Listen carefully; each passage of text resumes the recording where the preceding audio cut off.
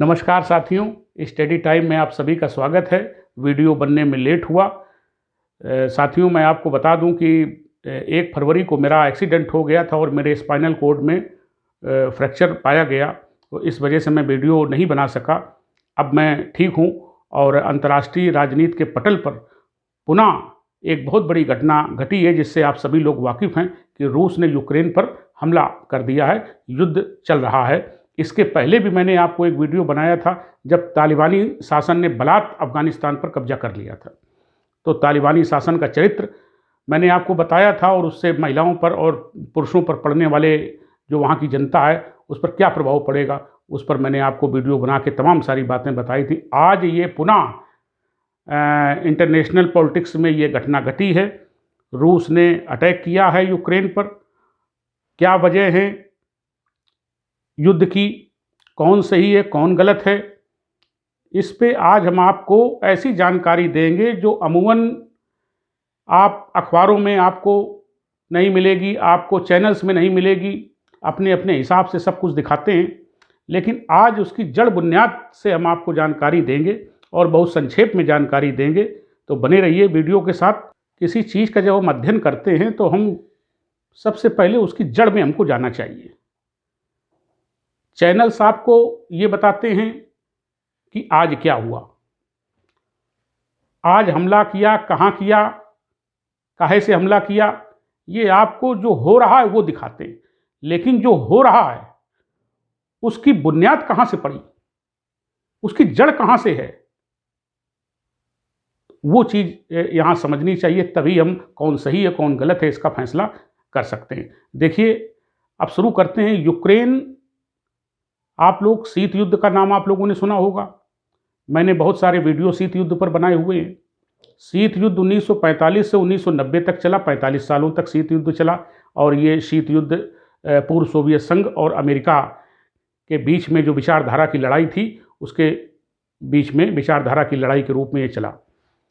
अब देखिए, 1990 में सोवियत संघ 15 देशों में बिखर गया और उन्हीं 15 देश जो बिखरने वाले देश थे, उन्हीं में से यूक्रेन भी एक देश था और ये सोवियत संघ का हिस्सा था। पहले 1991 के पहले ये सोवियत संघ का हिस्सा था, लेकिन ये 15 देशों में जो बिखरे देश उसमें यूक्रेन भी था। अब देखिए, यहाँ पर 1922 में यूक्रेन जो था वो सोवियत संघ के सदस्य बना हुआ था। 1922 में ये सोवियत संघ का सदस्य बना और 1991 में ये सोवियत संघ से बिखर करके अलग हो गया, एक स्वतंत्र देश ये बना। तो अब यहाँ पर ये यूक्रेन कहाँ पर है? यूरोप, आप जानते हैं, एक महाद्वीप है। गोरे लोगों का ये महाद्वीप कहा जाता है। और यूरोप महाद्वीप के पूर्वी हिस्से में जो सोवियत संघ के बिखरे हुए देश हैं, जिनको बाल्टिक सागर के देश भी कहते हैं, बाल्टिक देश भी कहते हैं, और जैसे स्लोवाकिया है, लातविया है, और ये आपका यूक्रेन है, जॉर्जिया है, बेलारूस है, ये सारे देश हैं। तो ये पूर्वी यूरोप के देश माने जाते हैं और पूर्वी यूरोप के हिस्से में यूक्रेन भी है। मैंने आपको बताया 1922 में ये सोवियत संघ का हिस्सा बना था, 1991 में ये बिखर गया।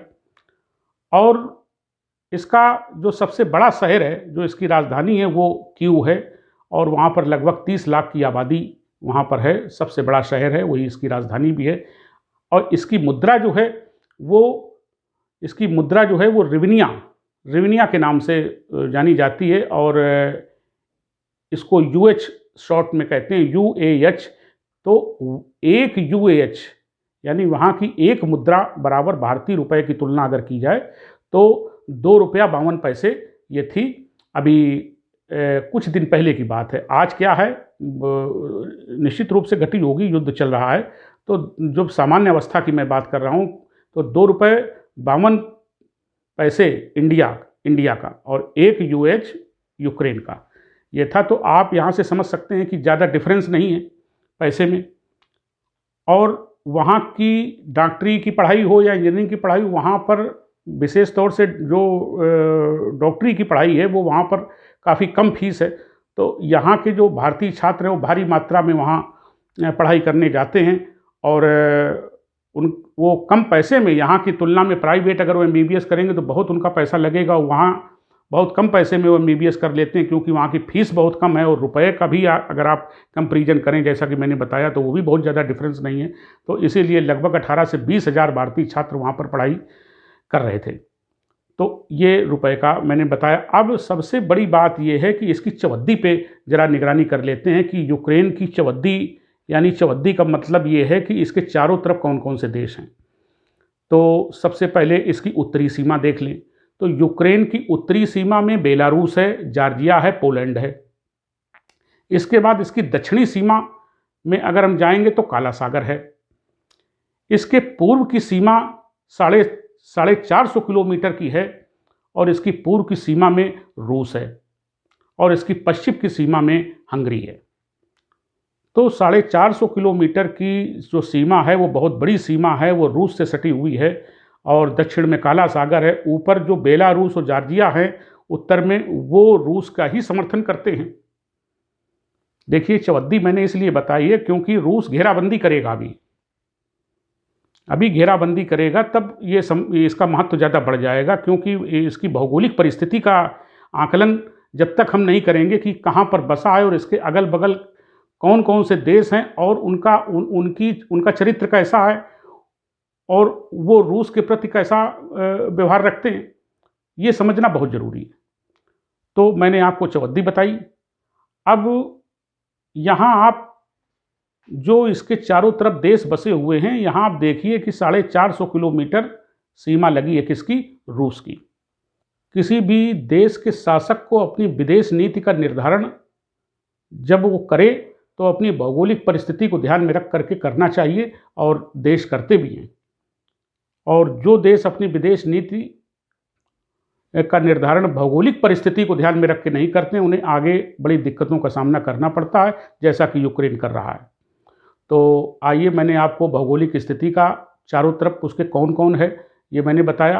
अब हम आते हैं कि जो रूस ने हमला किया है यूक्रेन पर, तो उसकी हमले की वजह क्या है। अभी आप टेलीविज़न पर देखते हैं, समाचार पत्रों में देखते हैं, तात्कालिक बातें आपको बताई जाती या जो भी जानकारी पूर्व की दी भी जाती है तो वो भी जानकारी इस स्तर की नहीं है जिससे आप फैसला कर सकें। तो आइए जानते हैं कि रूस ने आखिर हमला क्यों किया। देखिए, जैसा कि मैंने आपको बताया कि यूक्रेन नवंबर 1991 में जब 15 देश जो बिखरे थे उनमें से यूक्रेन भी एक था, ये मैंने आपको बताया। अब देखिए, जब वो एक स्वतंत्र देश बन गया, रूस ने भी उसको मान्यता दे दी थी। अब उसकी भौगोलिक परिस्थिति मैंने आपको बता दी है। अब यूक्रेन शुरू से ही, जब से वो स्वतंत्र हुआ, वो रूस के विरोध में रहा है, जबकि वहाँ रूसी मूल की जनसंख्या बहुत बड़ी मात्रा में है। तो वो रूस के विरोध में रहा है, जबकि उसके बगल वाले देश जो बेलारूस और जॉर्जिया हैं वो रूस का आज भी समर्थन करते हैं। और 2008 से यूक्रेन इस फिराक में है कि उसे नाटो की सदस्यता मिल जाए। दरअसल नाटो के चार्टर में एक प्रावधान है कि जो देश नाटो का सदस्य बन जाता है, अगर उस देश पर कोई बाहरी शक्ति आक्रमण करती है तो वो नाटो में 30 देश हैं, वो 30 देशों की सेनाएं मिल करके उस आक्रमणकारी शक्ति का मुकाबला करती हैं और अपने सदस्य देश की रक्षा करती हैं। ये उसके चार्टर में ये एक प्रावधान है। तो इसलिए यूक्रेन जो है, चूंकि रूस से शुरू से ये विरोध करता रहा है रूस का, और रूस इसको अपने साथ में लेके चलना चाहता है, तो 2008 से ही यूक्रेन के शासक इस फिराक में थे कि वो नाटो के सदस्य बन जाएं, और अमेरिका भी इसको बढ़ावा देता चला आया कि वो बन जाए। और क्यों बढ़ावा देता चला आया है? अमेरिका जानता है कि अगर ये भी नाटो का सदस्य बन जाएगा तो नाटो की सेनाएं और सैनिक साजो सामान और मिसाइलें सीधे रूस की सीमा पर आके खड़ी हो जाएंगी। आप जानते हैं कि जो सोवियत पूर्व में सोवियत संघ था, वो सोवियत संघ का नेतृत्व रूस ही कर रहा था। और आज भी रूस एक महाशक्ति है, उसको कम करके नहीं आंकना चाहिए। भले ही वो 15 देशों में बिखर गया है, और 15 देशों में बिखर जाने के बावजूद भी उसका क्षेत्रफल आज दुनिया में सबसे बड़ा देश अगर कोई है क्षेत्रफल वाला तो रूस ही है। तो अब यहाँ पर जो वजह हम जानने का प्रयास कर रहे हैं कि 2008 से ही यूक्रेन इस फिराक में है कि वो नाटो का सदस्य बन जाए और नाटो की तरफ से उसको सुरक्षा मुहैया हो जाए। रूस इस बात का विरोध करता चला आया है, अमेरिका उसको भड़काता चला आया कि हाँ भाई बना देंगे, उसको लॉलीपॉप देता चला आया, और पश्चिमी देश भी उसको लॉलीपॉप देते चले आए। लेकिन जर्मनी एक ऐसा देश था जिसने यूक्रेन का मतलब ये विरोध किया कि अभी इनको सदस्य न बनाया जाए, क्योंकि ये नाटो के जो मानक हैं उनको ये भी पूरा नहीं करता है देश। एक चीज़ ये भी जान लीजिए कि यूक्रेन जो है वो एक अस्थिर देश रहा है, और पश्चिमी जो देश हैं यूरोप के, अमेरिका है, और जो पश्चिमी देश हैं जो पूंजीवादी समर्थक हैं, उनके शुरू से बहकावे में रहा है।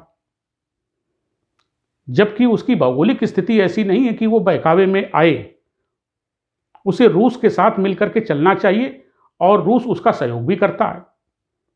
तो अब 2008 से वो इस फिराक में है कि वो नाटो का सदस्य बन जाए। दूसरा अगला पॉइंट हम लेते हैं जो वजह है युद्ध की, वो नवंबर 2013 में, जैसा कि मैंने अभी आपको बताया कि बहुत ज़्यादा वहाँ जनसंख्या रूसी जनसंख्या है, तो रूस ने वहाँ पर जो रूसी समर्थक थे, वहाँ के राष्ट्रपति वो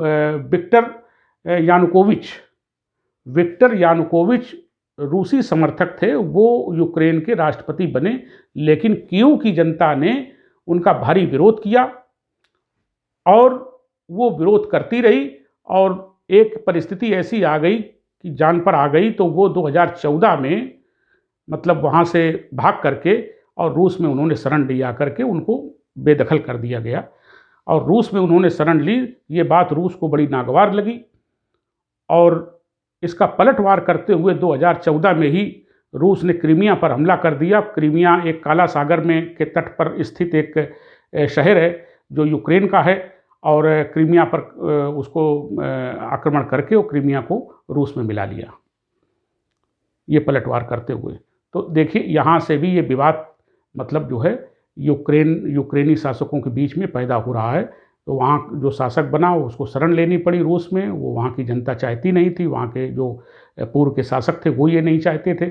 अब देखिए अगला पॉइंट क्या है कि पूर्वी जो यूक्रेन है, तो जैसा कि मैंने बताया कि पूर्वी यूक्रेन में रूस की सीमाएं सटी हुई हैं, और रूस की सीमाओं से सटे हुए दो क्षेत्र आते हैं जिनका नाम है डोनेस्क और लुहांस्क, और इन दोनों को मिलाकर के डोनबास कहा जाता है।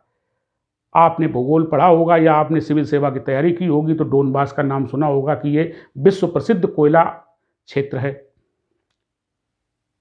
विश्व प्रसिद्ध कोयला क्षेत्र के नाम से जाना जाता है डोनबास। तो ये डोनबास जो है वो डोनेस्क और लुहांस्क नामक दो क्षेत्र हैं जो रूस और यूक्रेन की सीमा पर बसे हुए, वो यूक्रेन के ही वो क्षेत्र हैं माने जाते हैं, लेकिन वहाँ पर रूसी जनसंख्या बहुत ज़्यादा मात्रा में है, और वो यूक्रेनी शासकों का विरोध करती चली आई है।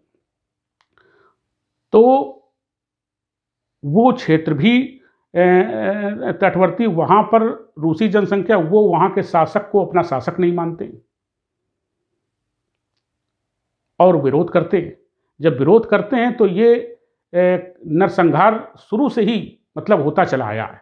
यानी यहाँ के क्षेत्र जो डोनेस्क है और लुहांस्क है, इनके नागरिकों के बीच में और यूक्रेनी शासन के बीच में, सेना के बीच में संघर्ष होता चला आया है, और इसमें हजारों लोगों की जान चली गई है और तमाम सैनिक भी इसमें मारे गए हैं। तो ये विवाद शुरू से चला आ रहा है, लेकिन अब वो देश इतनी जल्दी अटैक नहीं करते, हमला नहीं करते हैं, बहुत धैर्य राज्यों में होता है, देशों में। तो ये संघर्ष और नरसंहार होता रहा है, बरसों से होता रहा है। अब देखिए रूस के पास एक गैस पाइपलाइन है नॉर्ड स्ट्रीम 2। ये गैस पाइपलाइन यूक्रेन से होते हुए पश्चिमी देशों में जाती है, और वहाँ गैस और तेल की सप्लाई रूस करता है पश्चिमी देशों को। इससे रूस को भारी आमदनी होती है, और चूंकि वो यूक्रेन से होते हुए जाती है तो लाखों डॉलर रूस यूक्रेन को देता चला आया है। लेकिन जब रूस के यूक्रेन के तेवर रूस के प्रति शुरू से खराब रहे और वो विरोध करता रहा, तो फिर वहाँ से वो जो गैस पाइपलाइन है, जो मैंने अभी नाम बताया नॉर्ड स्ट्रीम 2, वहाँ से हटा करके उसने अपनी अलग व्यवस्था रूस ने कर ली। तो उनको जो आमदनी होती थी यूक्रेन को, वो भी बंद हो गई। भाई संबंध अच्छे नहीं है तो बंद हो ही जाएगी। अब इसके बाद रूस जो है वो ये चाहता नहीं है कि यूक्रेन अमेरिका के और पश्चिमी देशों के भड़कावे में आए। रूस ये चाहता चला आया है कि यूक्रेन हमसे मिल करके चले, लेकिन वो शुरू से अमेरिका और पश्चिमी देशों के बहकावे में रहा है, उनकी कठपुतली बना रहा यूक्रेन। और जैसा कि मैंने अभी बताया कि वो चाहता भी था कि नाटो के सदस्य बन जाएं, तो नाटो की सेनाएं हमारी चारों तरफ से निगरानी हो जाएगी, हमारी रक्षा करेंगी। वो रूस को कभी उसने अपनाया नहीं। और यहाँ पर रूस यूक्रेन की धरती ऐसी है जिससे रूस का भावनात्मक रिश्ता है। भावनात्मक रिश्ता इस रूप में है क्योंकि जो रूस की बुनियाद पड़ी थी वो यूक्रेन की धरती से ही रखी गई थी। वहाँ यूराल पर्वत श्रृंखला भी वहाँ से यूक्रेन से काफ़ी बड़ी पर्वत श्रृंखला वहाँ से गुजरती है। तो रूस का भावनात्मक रिश्ता है यूक्रेन से। रूस की बुनियाद रखी गई थी यूक्रेन की धरती से, तो रूस ये कभी नहीं चाहता है कि ये पश्चिमी देशों के बहकावे में यूक्रेन आवे, लेकिन होता चला आया उसका उल्टा। वो अमेरिका और पश्चिमी देशों की कठपुतली बना रहा, वो उसको लालीपप देते रहे, वो उनके उकसावे में रहा। तो भावनात्मक रिश्ता भी मैंने आपको बताया कि रूस का यूक्रेन से है। और रूस का शुरू से ये आरोप रहा है, उसने पश्चिमी देशों पर यह आरोप लगाया है कि 1990 में पश्चिमी देशों ने यह वचन दिया था कि नाटो की सेनाएं और पश्चिमी देश की अपनी सेनाएं वो पूर्वी यूरोप की तरफ, यानी जो उसके 15 देश बिखरे, तो उन देशों की तरफ 1 इंच भी नहीं बढ़ेंगी आगे। लेकिन हुआ इसका उल्टा। 90 में वचन दिया गया, रूस ये कहता है, लेकिन आप देखिए कि पोलैंड में, एस्टोनिया में, लातविया, लिथुआनिया में नाटो की सेनाएं भेजी गई, वहाँ मिसाइलें लगाई गई। तो ये शक्तियां जो है, पश्चिमी शक्तियां धीरे धीरे रूस की तरफ बढ़ रही हैं। वैचारिक मतभेद चले आ रहे 1945 से। शीत युद्ध भले ही समाप्त हो गया हो, लेकिन आज भी हम देखते हैं कि आज भी वैचारिक मतभेद हैं रूस और पश्चिमी देशों के बीच में।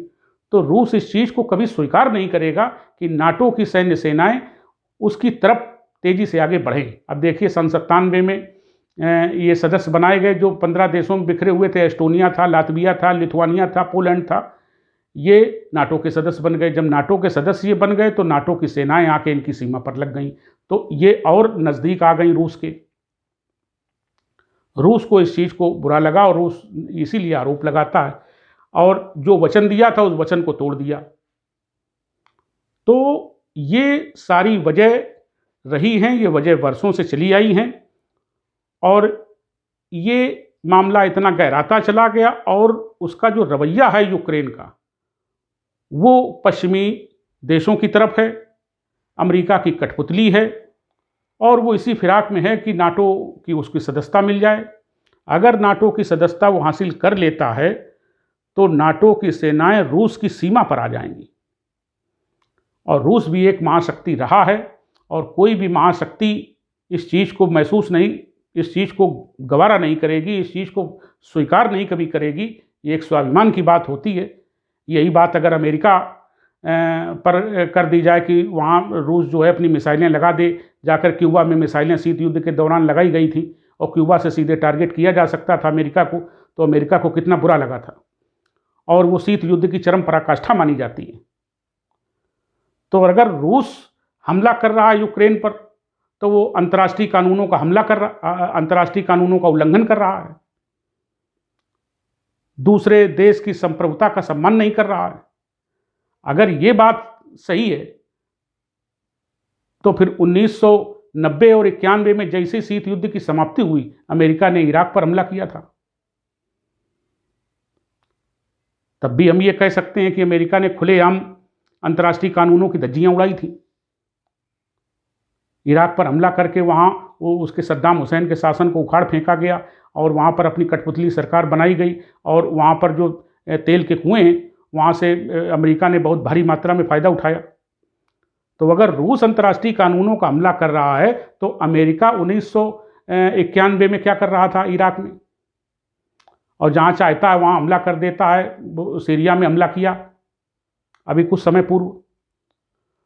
तो भाई ये महाशक्तियाँ हैं, और ये महाशक्तियाँ अपने इर्द गिर्द किसी दूसरी विरोधी महाशक्ति को नहीं सेटअप होने देंगी। अब सेना, नाटो की सेनाएं लगेंगी तो ये स्वीकार नहीं कर पाएगा रूस।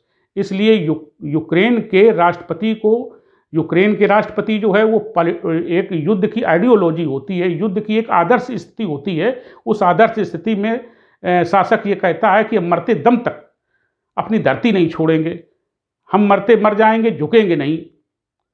भाई इसका नतीजा क्या होगा आप भली बात ही जानते हैं कि रूस के आगे आप कितना टिक पाएंगे।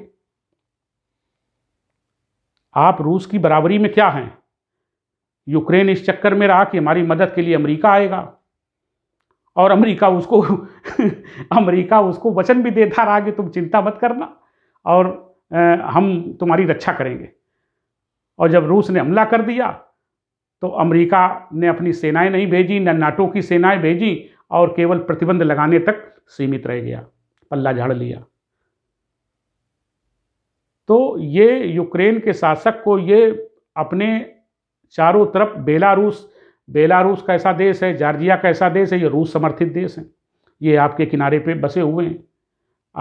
वहाँ के शासक ने भौगोलिक स्थिति का ध्यान नहीं रखा और वक्त पर कोई साथ देने नहीं आया।